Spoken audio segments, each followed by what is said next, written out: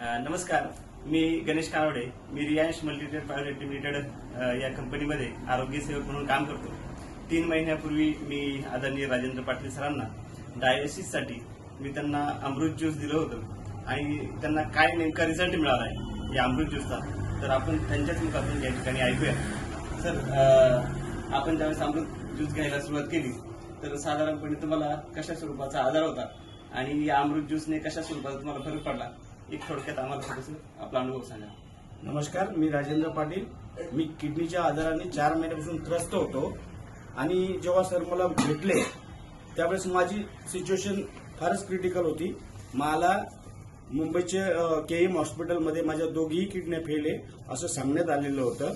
त्याच्यानंतर जेव्हा मला सरांनी हे अमृत ज्यूस हे खरोखर अमृतासारखं आहे हे जेव्हा मला मिळालं तर आज माझी कंडिशन अशी आहे, मी सर्व आजारामधून किडनीच्या आजारामधून मुक्त झालेलं आहे असं मला वाटत आहे.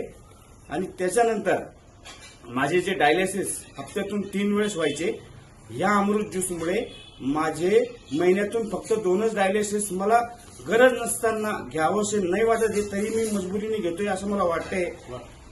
हेच माझं सौभाग्य आहे की सरांनी मला अमृत ज्यूस देऊन मला खरंच अमृताची ओळख करून दिली. त्यासाठी मी त्यांचा सतत आभारी आहे.